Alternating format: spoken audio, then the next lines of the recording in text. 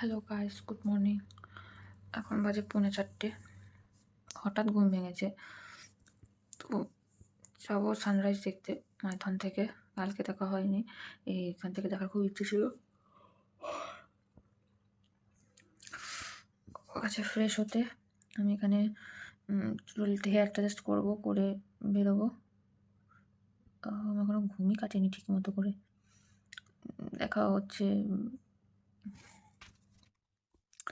দেখা হচ্ছে বাইরে গিয়ে।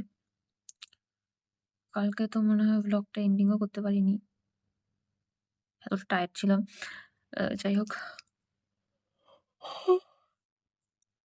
আজকে আবার নতুন করে স্টার্ট করছি। আজকে হচ্ছে ডে 4 মেবি। হ্যাঁ, আজকে ডে 4 আমাদের ট্রিপের। আর মাত্র 4 দিন রয়েছে। 4 দিন তো এইভাবেই কেটে গেল। আরো 4 দিন রয়েছে। তো দেখা যাক নতুন জার্নি কেমন হয়। তোমাদের সাথে অবশ্যই শেয়ার করব। তো চলো আজকের জার্নিটা স্টার্ট করি। হ্যাঁ, এখন বাজে 5:30, 5টা বাজে। এই 5টার ওয়েদারে ও গাড়ি রেডি হচ্ছে সানরাইজ দেখতে যাবো বলে, তাই তো? তারা লেগে গেছে গাইস, সান উঠে গেলে সমস্যা। বাই বাই গাইস, দেখতে পাচ্ছ আকাশ লাল লাল হয়ে গেছে আর কি ঠান্ডা লাগছে। উড়ি বাবারে,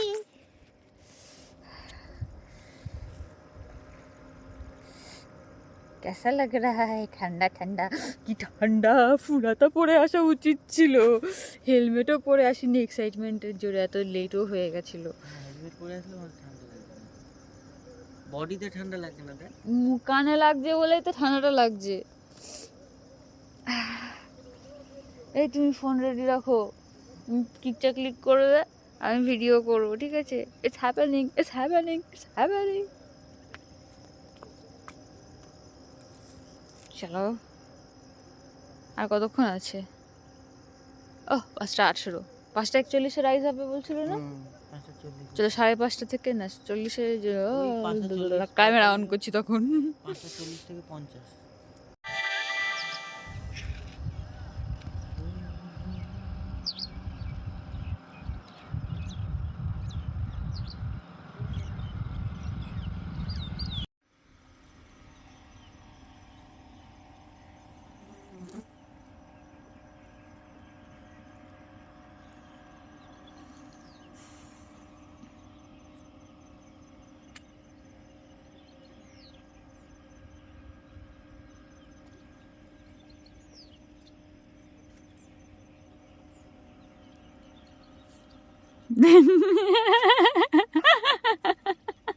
এটা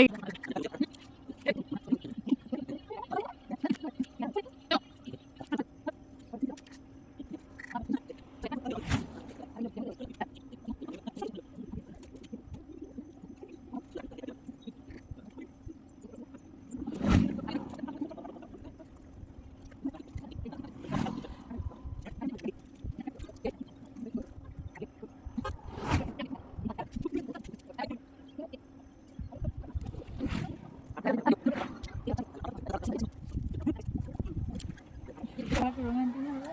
আমি দিকে টাকা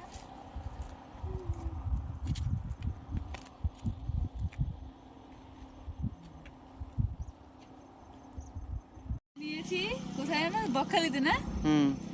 দুজনে একসাথে বকখালিতে সানসেট দেখে নিয়েছি, কিন্তু সানরাইজ দেখা হয়নি। এই ফার্স্ট আমরা সানরাইজ দেখলাম দুজনে একসাথে। পুরো ভিউটা তোমাদের সাথে শেয়ার করছি। যাবো, কিন্তু এত ঠান্ডা লাগছিল যে পুরো কাছেই।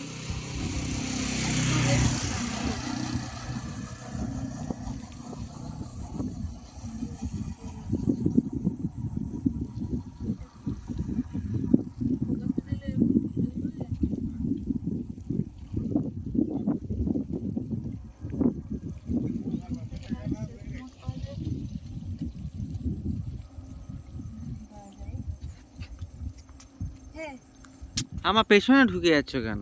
কোথায়? ও আচ্ছা, তুমি ভিডিও করছো? আমি লাইভ করছিলাম। সো গাইস, আমি চলে এসেছি রুমে। ও গেছে একটু চা খেতে। এখন রুম খুলবো, খুলে একটু ফ্রেশ ট্রেশ হবো, হয়ে কম্বলের তলায় আগে ঢুকবো। গাটা গরম করা দরকার আছে।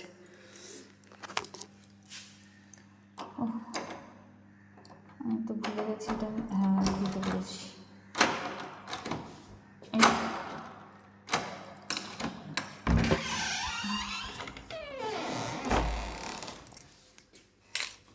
শিখে গেছি, কোনো কথা হবে না। এই উল্টো ঢুকলাম নাকি?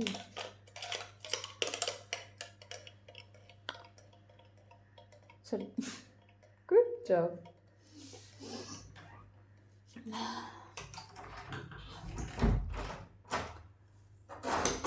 Lock the door. চলো ভাই গো, রুমে আসার পর মনে হচ্ছে যেন ঠিকঠাক জায়গায় এসেছি, মানে এত মানে ওয়ার্ম রয়েছে। ঘরটা তো বন্ধ ছিল, গলা জ্বালা করছে, গলা ব্যথা করছে। ও আবার ফোন করছে। আচ্ছা ঠিক আছে, বাই বাই বাই বাই। আমাদের হোটেলটা ছিল হচ্ছে পাহাড়ের ওপরে, তো সে ওখান থেকে নিচু ঢালু, তো ওখান থেকে সে বিনা ইঞ্জিনে স্কুটি চলছে, সেই চলছে। কতটা রাস্তা চলে আসলাম, বিনা ইঞ্জিনেই চলছে, তেল বেঁচে যাচ্ছে, তাই তো? বিনা গাড়ি এখন স্টার্ট দিয়েছো তুমি? না, যখন দেবে স্টার্টটা বলবে। হ্যাঁ মনে আছে, এই যে স্টার্ট হলো গাড়ি। এখন কোথায় যাচ্ছি? এখন যাচ্ছি দেওঘর। এখন আমরা যাচ্ছি মাইথন থেকে দেওঘর। তো রাস্তা আর ভিডিও কিছু করব না, ওগুলো দেখানোর কিছু নেই। দেওঘরে কি কি আছে সেগুলো তোমাদের সাথে শেয়ার করব। তো চলো এখন টাটা। আমি আসতে যাচ্ছি না, তুমি চালাও, ভিডিও চাও।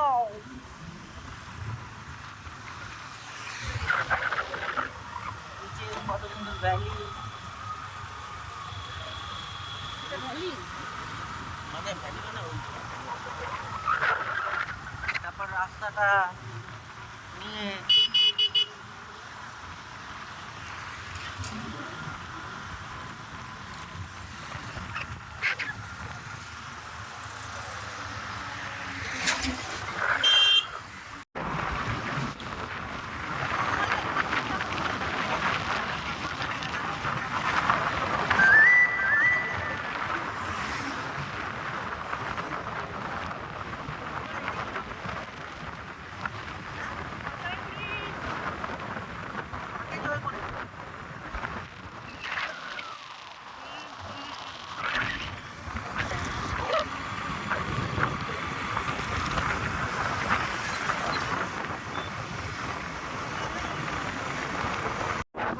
দেখাতে পারবি রে, এগুলো হইবে না কারো।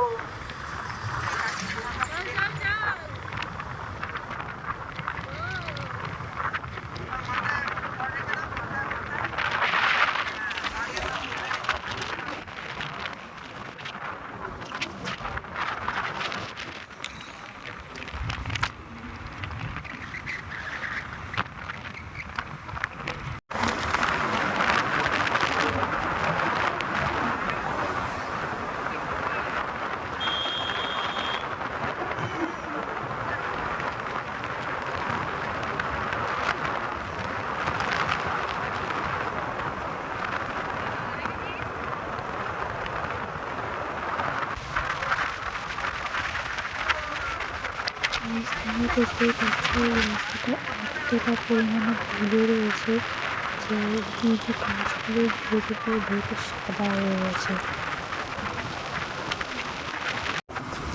দেওঘর যাওয়ার পথে রাস্তা প্রচুর প্রচুর প্রচুর পাহাড় আমরা দেখেছি, যেগুলো আর মানে ট্রেকিং করার মতো তো নয়, তো এমনি পাথরের অনেক খাই খায়ের পাহাড় অনেক দেখতে যাচ্ছিলাম। তো সব কিছু তোমাদের সাথে এইভাবে ক্যামেরা শেয়ার করা হয়নি, কারণ ওখানে আমরা দাঁড়িয়ে থেকে কোনো কিছু শো করিনি, জাস্ট ভিউটা তোমাদের সাথে শেয়ার করলাম। এটা ছিল আমাদের মাইথন থেকে দেওঘরে যাওয়ার পথে ভিডিও। আমার লাইফের ফার্স্ট টাইম এরকম রোড ট্রিপ আর রাইডিং ছিল, আর এটার এক্সপিরিয়েন্সটা খুব ভালো ছিল। পাহাড়গুলো যখন সামনে ছিল মনে হচ্ছিল আমরা পাহাড়েই ঢুকে যাচ্ছি, বাট এইটা ভাবতে ভাবতেই টার্নিং পয়েন্ট চলে এসে আমাদের চলে যেতে হচ্ছিলো।